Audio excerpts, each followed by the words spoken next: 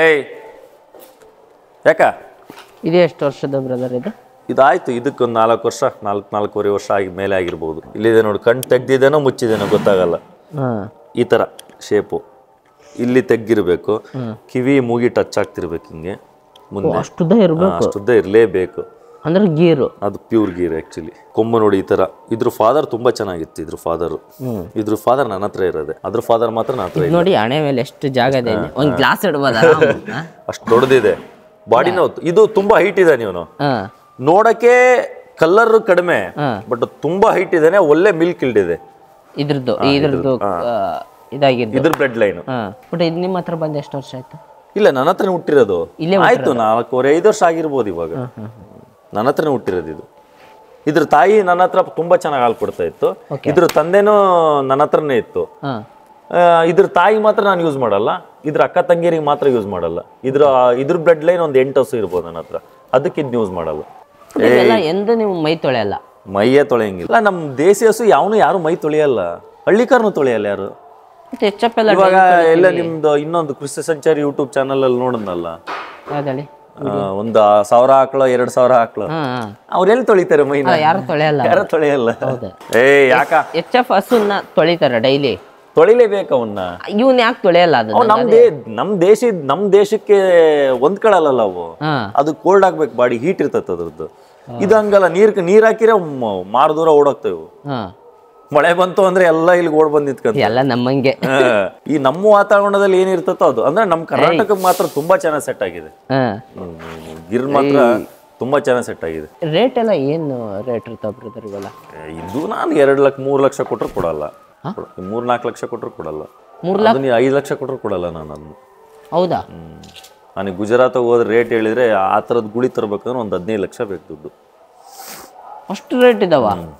But ನಾನು ಎಲ್ಲ last time ಎಲ್ಲ ಕೇಳಿದ್ದೆ, 60,000 70,000ಗೆಲ್ಲ ಕೊಡ್ತೀವಿ ಅಂತಂದು ಎಲ್ಲೋ ಕೇಳಿದ್ದೆ ನಾನು. ಅಲ್ಲ, ಇರ್ಬೇಕಲ್ಲ ಬ್ರೀಡ್ ನಿಮ್ಮ ಹತ್ರ. ಈಗ ನನಗೆ ಗ್ಯಾರಂಟಿ ಇರೋದಕ್ಕೆ ನಾನು ಇಟ್ಕೊಂಡಿರೋದು ಇಷ್ಟಕ್ಕೊಂದು 65 ಆಕಳಕ್ಕೆ ನಾನು ಯಾಕೆ ಈ ಬುಲ್ನ ಯೂಸ್ ಮಾಡ್ತಿದ್ದೆ ನನಗೆ ಗ್ಯಾರಂಟಿ ಇದೆ. ಇದ್ರದ್ದು ರಿಸಲ್ಟ್ ನನ್ನ ಹತ್ರ ಬಂದಿದೆ. ಇವಾಗ ತೋರಿಸಿದಲ್ಲ ಅಲ್ಲಿ, ಅದು ಕರು ಹಾಕಿದೆಯಲ್ಲ, ಅದು ಇದ್ರ ಫಾದರ್ ಏನಿತ್ತಲ್ಲ, ಈ ತರ 2 ಗೂಳಿದಾವಲ್ಲ, ಅವಾಗ ಅದ್ರದ್ದು ಜೊತೆಗಿದ್ದ ಗೂಳಿದು ರಿಸಲ್ಟ್ ಅದು. ಇವಾಗ ಅದು ರಿಸಲ್ಟ್ ಹೆಂಗಂದ್ರೆ, ಅದು ಫಸ್ಟ್ ಲ್ಯಾಕ್ಟೇಷನ್ 6 ಲೀಟರ್ ಕೊಡ್ತೈತೆ ಅಂದ್ರೆ 2-3 ಲ್ಯಾಕ್ಟೇಷನ್ ಎಷ್ಟು ಲೀಟರ್ ಕೊಡ್ಬೋದು? 1 ಟೈಮಿಗೆ 10 ಲೀಟರ್ ಹೋಗುತ್ತೆ. 1 ಟೈಮಿಗೆ 10 ಲೀಟರ್. 1 ಟೈಮ್ಗೆ 10 ಲೀಟರ್. ಬಟ್ ಅಷ್ಟು ಹಾಲು ಕೊಡಲ್ಲ ಅಂತಾರೆ ಕೆಲವರು. ಕೊಡ್ತವೆ. ಬೆಂಗಳೂರಲ್ಲಿ ಹೆಬ್ಬೇವು ಫಾರ್ಮ್ಸ್ ಅಂತ ಇದೆ, ಅವ್ರ ಹತ್ರನೂ ಒಳ್ಳೊಳ್ಳೆ ಬ್ರೀಡ್ ಇದಾವೆ. ಅವ್ರು ಮುಂಚೆನೆ ಸಿಕ್ಕಾಪಟ್ಟೆ ದುಡ್ಡು ಹಾಕಿದ್ರೆ, ನಾನು ಸ್ವಲ್ಪ ದುಡ್ಡು ಹಾಕಿ ಜಾಸ್ತಿ ಮಾಡ್ಕೊಂತ ಬಂದಿನಿ. ಅವ್ರು ಕಡಿಮೆ ಅಂದ್ರೆ ಒಂದು 8-10 ಕೋಟಿ ಇನ್ವೆಸ್ಟ್ಮೆಂಟ್ ಮಾಡಿರ್ಬೋದು. ದೊಡ್ಡದು 350 ಗಿರ್ರಸುಗಳಿದಾವೆ. 350 ಅಂದ್ರೆ ಸ್ಟಾರ್ಟಿಂಗೇ ಇನ್ವೆಸ್ಟ್ಮೆಂಟ್ ಮಾಡ್ಬಿಟ್ಟಿದ್ದಾರೆ ಅವರು. ತಗೊಂಬಂದು ಬ್ರೀಡಿಂಗ್ ಮಾಡ್ಕೊಂಡು ಕಷ್ಟಪಟ್ಟಿಲ್ಲ. ಬಟ್ ನಾನು 14 ವರ್ಷದಿಂದ 14 ಹಸು ತಗೊಂಬಂದು 8 ವರ್ಷದಿಂದ ಕಷ್ಟಪಟ್ಟು ನಾನು ಸ್ವಂತ ಬ್ರೀಡಿಂಗ್ ನಾನು ಮಾಡ್ಕೊಂಡಿದ್ದೀನಿ. ಅಂದ್ರೆ ಅವ್ರ ಹತ್ರ ಒಳ್ಳೊಳ್ಳೆ ಬ್ಲಡ್ ಲೈನ್ ಬುಲ್ ಇದಾವೆ. ಅವರು ಭಯಂಕರ ಬ್ಲಡ್. ಅಂದ್ರೆ ಇದಕ್ಕೆಲ್ಲ ನೀವು ತರಬೇಕಾದ್ರೆ ಬ್ಲಡ್ ಲೈನ್ ಸರ್ಟಿಫಿಕೇಟ್ ಇರುತ್ತಾ? ಈ ನಾಯಿಗೆ ಸರ್ಟಿಫಿಕೇಟ್ ಇರ್ತಾವಲ್ಲ, ಆ ತರ ಇವಕ್ಕೂ ಸರ್ಟಿಫಿಕೇಟ್ ಇರ್ತವೆ. ಹೌದಾ? ಈಗ ನೀವು ಮಾಡಿಸಿದ್ದೀರಾ ಅದೆಲ್ಲ? ಇಲ್ಲ, ನನ್ನ ಹತ್ರ. ಯಾಕಂದ್ರೆ ನನ್ನ ಹತ್ರ ಆಗಿರೋ ಬ್ಲೀಡ್ ಅಲ್ಲ ಇವೆಲ್ಲ, ಇದ್ರ ತಂದೆಗಳದಿತ್ತು ನನ್ನ ಹತ್ರ. ಅದ್ರದ್ದಿದೆ ಸರ್ಟಿಫಿಕೇಟ್ ಇದೆ, ಅದ್ರದ್ದು. ಇದ್ರದ್ದಿಲ್ಲ. ಇದ್ರ ತಂದೆದ್ ನನ್ನ ಹತ್ರ ಇದೆ. ಇದ್ರ ತಂದೆನೇ ನಾನು ಇದ್ ಮಾಡ್ಬೋದು. ನಮ್ ಕರ್ನಾಟಕದಲ್ಲ ಅದು ಇದಿಲ್ಲ, ಸರ್ಟಿಫಿಕೇಟ್ ಮಾಡಂತ ಇದಿಲ್ಲ, ಪ್ರೊಸೆಸ್ ಇಲ್ಲ ಅಲ್ಲ. ಎಲ್ಲಿದೆ? ಗುಜರಾತ್ ಅಲ್ಲೇ ಮಾಡಿಸ್ಬೇಕು. ಮತ್ತು ಅಂದ್ರೆ ನಮ್ಮ ಹತ್ರ ಡೈರಿ ಮೇಂಟೈನ್ ಮಾಡ್ತೀವಿ. ಇದ್ರ ತಂದೆ ಇದು, ಇದ್ರ ತಾಯಿ ಇದು, ಇದ್ರ ತಂಗಿ ಇದು, ಅದನ್ನ ನಾವು ಮೇಂಟೈನ್ ಮಾಡ್ತೀವಿ. ಬಟ್ ಗುಜರಾತ್ ಹಂಗಲ್ಲ, ರಿಜಿಸ್ಟರ್ಡ್ ಅಲ್ಲೆಲ್ಲ ರಿಜಿಸ್ಟರ್ ಮಾಡಿಸ್ಬೋದು ನಾವು ಅಲ್ಲಿ. ಆಮೇಲೆ ಅವರೆಲ್ಲ ಎಕ್ಸ್ಪೋರ್ಟ್ ಮಾಡ್ತಾರೆ, ಸಮೆನ್ಸು ಎಂಬ್ರಿಯೋಸ್ ಎಲ್ಲ ಎಕ್ಸ್ಪೋರ್ಟ್ ಮಾಡ್ತಾರೆ. ಹೌದಾ? ಎಂಬ್ರಿಯೋ ಅಂತ ಮಾಡ್ತಾರೆ, 3 ತಿಂಗಳು ಗರ್ಭನ ತೆಗೆದು ಎಕ್ಸ್ಪೋರ್ಟ್ ಮಾಡ್ತಾರೆ ಗುಜರಾತ್ ಅಲ್ಲಿ. ಹೊಟ್ಟೆಲಿರೋ ಗರ್ಭ ತೆಗೆದು ಅದು ಹೆಂಗ್ ಮಾಡ್ತಾರೆ ಅಂದ್ರೆ ಅಲ್ಲಿ ಅದನ್ನ ಎಂಬ್ರಿಯೋನ HF ಹಾಕಿದ್ರು ಪ್ಯೂರ್ ಗೀರೆ ಬರೋದು. ಬಾಡಿ ಕ್ಯಾರೆಕ್ಟರ್ ಎಲ್ಲ ಗೀರದೇ ಇರುತ್ತೆ. ಓಕೆ. ಬಟ್ ತಾಯಿ HF ಇರುತ್ತೆ, ಅವಾಗ ಕರ ಹಾಲು ಕುಡಿಯೋದು ಅದೆಲ್ಲ ಮಾಡುತ್ತಾ? ಕುಡಿತೈತೆ. ಅದ್ರ ಹೊಟ್ಟೆಗೆ ಕರು ಹಾಕೋದು ಅದು. ಅದ್ರ ತಾಯಿಗೆ ಏನ್ ಗೊತ್ತಿರಲ್ಲ. ಈಗ ಒಂಥರ ಈಗ ಅದು ಏನು ಟೆಸ್ಟ್ ಬೇಬಿ ಅಂತ, ಟೆಸ್ಟ್ ಬೇಬಿ ತರ ಈ ತರ ಎಲ್ಲ ಮಾಡ್ತಾ ಇದ್ದಾರೆ. ಈಗ ಗಿರಲ್ಲಿ ಇದೆ, ಗುಜರಾತ್ ಅಲ್ಲಿ ಮಾಡ್ತಾರೆ. ತೆಗಿತಾರೆ, ಎಂಬ್ರಿಯೋ ತೆಗೆದು ಸೇಲ್ ಮಾಡ್ತಾರೆ. ಅಂದರೆ ಫಾರಿನರ್ಸ್ ಬಂದು ಸೆಲೆಕ್ಟ್ ಮಾಡ್ಕೊಳ್ತಾರೆ, ಈ ಗೂಳಿಗೆ ಈ ವಾಕ್ಳಕ್ಕೆ ಈ ಗೂಳಿ ಯೂಸ್ ಮಾಡಿ ಯಾವ ಕರು ಹುಟ್ಟುತ್ತೆ ಆ ಕರುನ ಎಕ್ಸ್ಪೋರ್ಟ್ ಮಾಡಬೇಕು. ಅಂದರೆ ಅವ್ರು ಸೆಲೆಕ್ಟ್ ಮಾಡ್ತಾರೆ, ಅವ್ಕೆ ನಂಬರ್ ಹಾಕ್ತಾರೆ, ವರ್ಷಗಟ್ಟಲೆ ಸೇಲಿಗೆ ಕೊಟ್ಬಿಡ್ತಾರೆ ಅವ್ರನ್ನ. ನಾನೇ ಮೇಂಟೈನ್ ಮಾಡೋದು. ಇವಾಗ ನನ್ನ ಹತ್ರ ಯಾರಾದ್ರು ಬರ್ತಾರೆ ಅಂತ ಬರಲ್ಲ, ನನ್ನ ಹತ್ರ ಈ ಸದ್ಯ ಯಾರು ಬರಲ್ಲ. ಗುಜರಾತಲ್ಲಿ ಇದ್ದಾರೆ ಒಳ್ಳೊಳ್ಳೆ ದೊಡ್ಡ ದೊಡ್ಡ ಬ್ರೀಡರ್ಸ್ ಇದ್ದಾರೆ. ಸಪೋಸ್ ನನ್ನ ಹತ್ರ ಯಾರೋ ಬಂದರು, ನೀನೇ ಬಂದೆ ಬ್ರದರ್ ನನಗೆ ಈ ಬುಲ್ಲಿಂದ ಈ ವಾಕ್ಳಕ್ಕೆ ಕ್ರಾಸ್ ಮಾಡಿಸಿ ನನಗೆ ಎಂಬ್ರಿಯೋ ಕೊಡಿ ಅಂತ ಕೇಳ್ತಾರೆ. ಅಂದರೆ ಈ ವಾಕ್ಳದ್ದು ಅದರದ್ದು ಬಾಡಿ ಸ್ಟ್ರಕ್ಚರ್ಸು, ಮಿಲ್ಕ್ ಈಲ್ಡು, ಆ ಎಂಬ್ರಿಯೋ ತೊಗೊಂಡೋಗಿ ಅಲ್ಲಿ ದೇಶದಲ್ಲಿರ್ತಕ್ಕಂಥ ಗಿರ್ರ ಆಗಿರ್ಬೋದು, HF ಆಗಿರ್ಬೋದು, ಅದನ್ನು ಕರು ಹುಟ್ಸ್ಕೊಂಡು ಅಲ್ಲಿ ಡೆವಲಪ್ಮೆಂಟ್ ಮಾಡ್ಕೊತಾರೆ.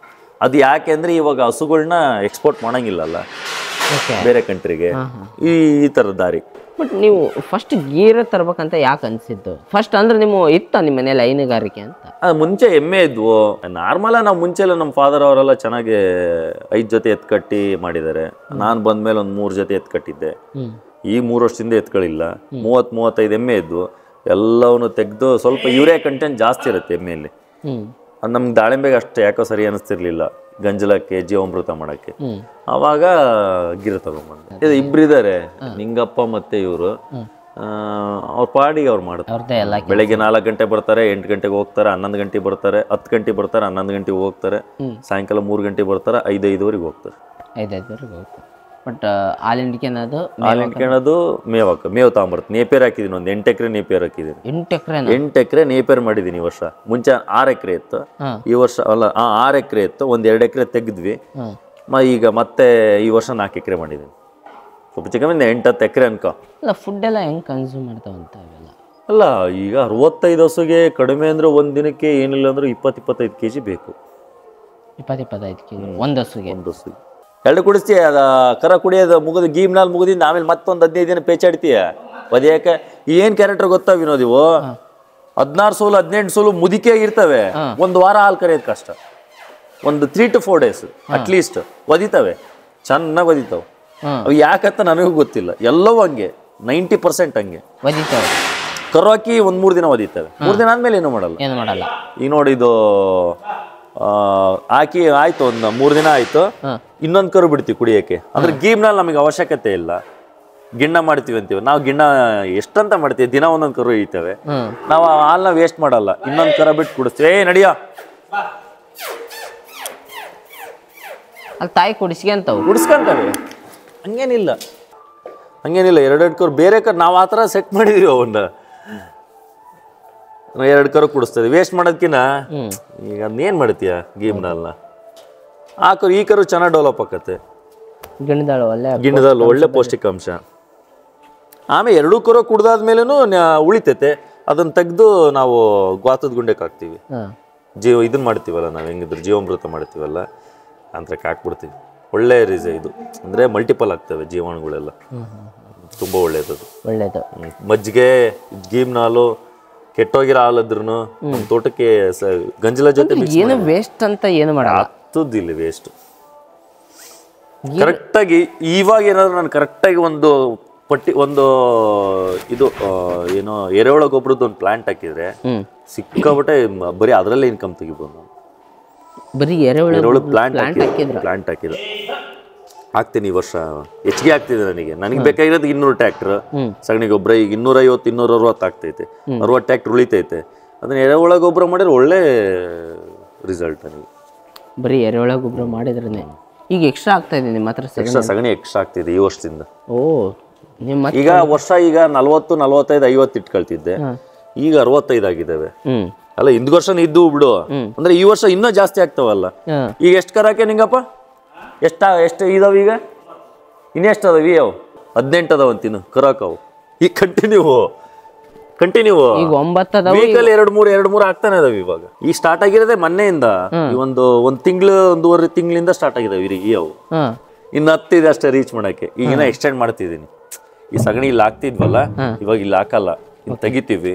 ಫುಲ್ ತೆಗೆದು ಇನ್ನು ಶೆಡ್ ಅಲ್ಲಿಗೆ ಎಕ್ಸ್ಟೆಂಡ್ ಮಾಡಿ, ಆ ಕಡೆ ಅಲ್ಲೆಲ್ಲ ಏನು ಒಟ್ಟಾಕಿದೇವಲ್ಲ ಅಲ್ಲೆಲ್ಲ ಗ್ವಾದ್ಲಿ ಮಾಡಿ ಫುಲ್ ಇದು ಬರೀ ಹಸುಗಳು ಇರಕ್ಕಷ್ಟೇ. ಹೊರಗಡೆ ಇರಕ್ಕೆ ಅಲ್ಲಿ ಎದುರುಗಡೆ ಮಾಡ್ತೀವಿ. ನೆಕ್ಸ್ಟ್ ಸಗಣಿ ಎಲ್ಲ ಹೊರಗಡೆ, ಸಗಣಿ ಮತ್ತೆ ಹಸುಗಳೆಲ್ಲ ಅಲ್ಲೇ ಡೇ ಟೈಮಲ್ಲಿ. ಬಿಸಿಲಿಗೆ ಈಗ ಬಿಸಿಲು ಬೇಕಲ್ಲ, ಡೇ ಟೈಮಲ್ಲಿ ಅಲ್ಲಿರ್ತವೆ.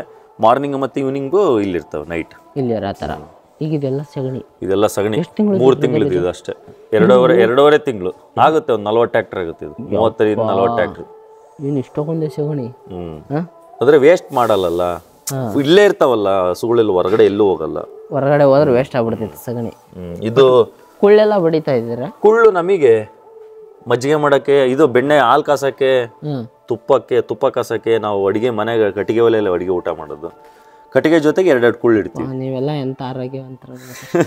ಕಟ್ಟಿಗೆ ಜೊತೆ 2 ಕುಳ್ಳು ಇಡ್ತೀವಿ.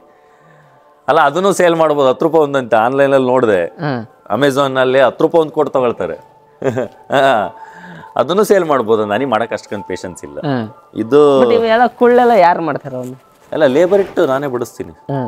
ಇಲ್ಲಿ ಹೊಲಕ್ಕೆ ಬರ್ತಾ ಕೆಲ್ಸಕ್ಕೆ ಬರ್ತಾರಲ್ಲ, ಅವ್ರ ಕೂಟ ಬಿಡಿಸ್ತೀನಿ. ಫ್ರೀ ಇದ್ದಾಗ ಬಿಡಪ್ಪ ಅಂದ್ರೆ 2 ತಿಂಗಳು ಹಾಕೋ ನಮಗೆ. 2 ತಿಂಗಳ 2 ದಿನ ಬಡಿಸಿದ್ರೆ ಮುಗ್ದೋಯ್ತು. ಇದೇನೋ ಹೇಳ್ತಾ ಇದ್ರಿ. ಇದು ಗಂಜಲ ಸ್ಟೋರೇಜ್. ಇದು 20,000 ಲೀಟರ್ ಸ್ಟೋರೇಜ್ ಇದೆ ಇಲ್ಲಿ.